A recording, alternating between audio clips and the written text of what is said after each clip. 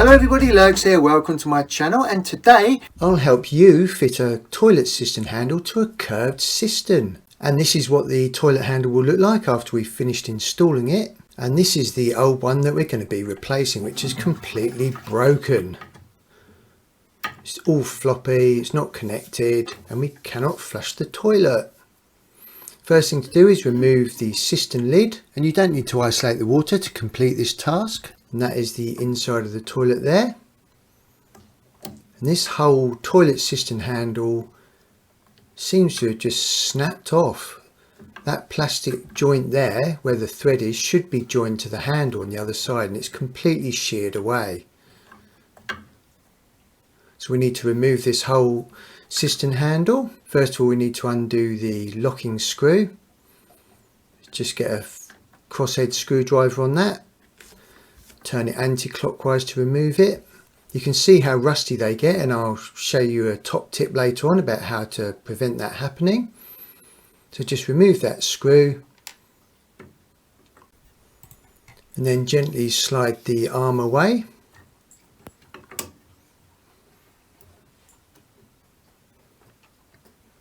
Then unhook it from the hook. Now you may want to keep that for when you fit the new one if that's the exact right size, but I'm just going to fit the new one anyway. So remove that handle. Look, you can see it's completely broken away. As I mentioned earlier, you don't need to isolate the water for this job, but it is worth knowing where your main stopcock is, just so you know where to turn off the water in an emergency. I'm going to keep that locking nut because that might come in useful one day for something else in plumbing. And then that metal handle can go to the local recycling depot. And this is the new toilet cistern handle, which I'm going to be fitted, and it says it's luxury. Ooh, very posh.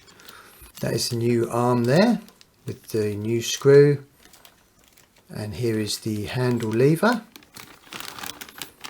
And this is designed to be fitted onto a curved cistern. You can see the curved brackets there.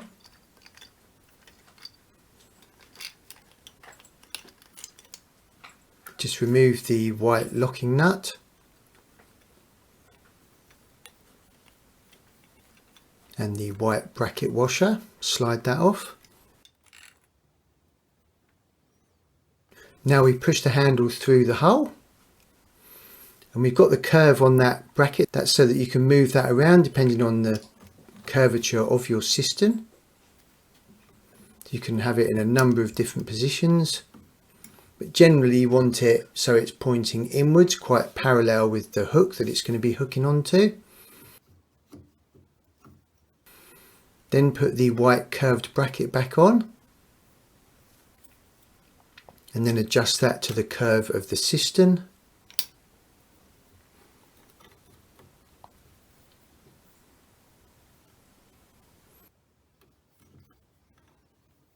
Then take your white locking nut and screw that on clockwise as if you're facing it from the back. Now, as with any nuts and plastic threads, don't be tempted to ever try and put a pair of pliers on this. Only ever do it up hand tight as you can get it. If you start using tools on this, you will start to damage the threads. Then it will just start going round and round and round, and you may have to buy another one. Just lock that in and adjust those brackets on either side so it's nice and flush. Oh, flush, yeah. Well done, Lurgs.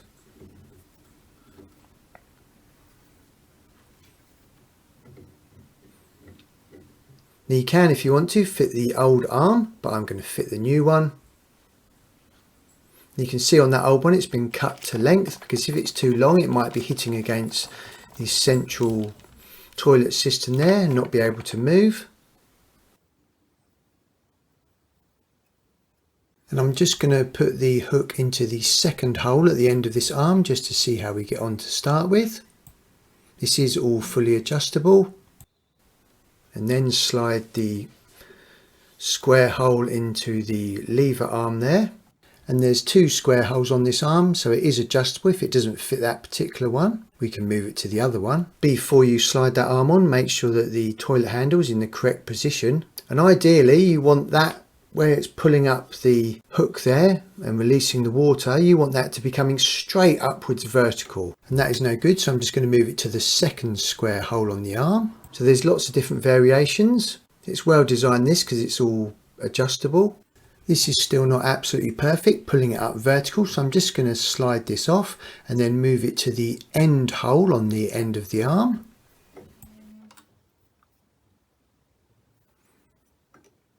That hook is now on the end hole, and I'm just going to try it on the last square hole on the arm. And that is too far along, it's hitting the middle cistern, so I'm just going to move it to the next square hole along, and that is looking much better. And as you turn it, it wants to be lifting it up vertical, straight upwards, 90 degrees. That is just about spot on. Then you can lock it into the metal arm by using the screw that's been provided. Make sure that when you screw that down nice and tight, that arm is level with the hook, so it's nice and parallel as it lifts it straight up vertical. You don't want that at an angle.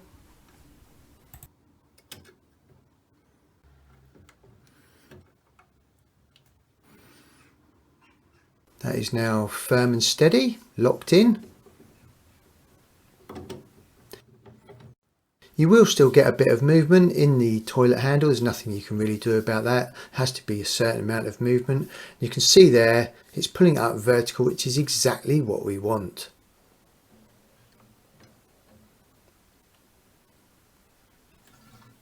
There we go. Flushing the toilet. Fabulous. And now a little tip, you can see the old screw there, completely rusty. I mean, these are meant to be stainless steel screws, but it's worth putting a bit of Vaseline on it to stop it going rusty. So put a bit of Vaseline on your finger. Aye, aye, it's not Saturday night. And just put that round the screw, and that should just stop it going rusty.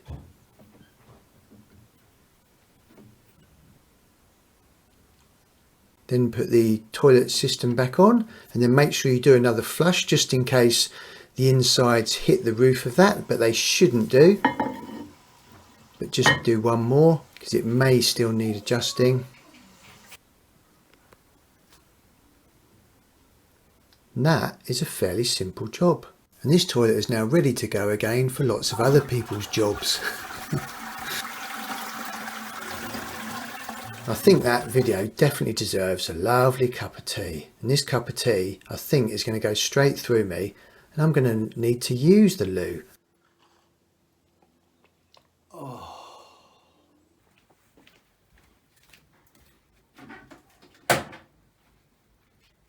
Hey, a bit of privacy, please.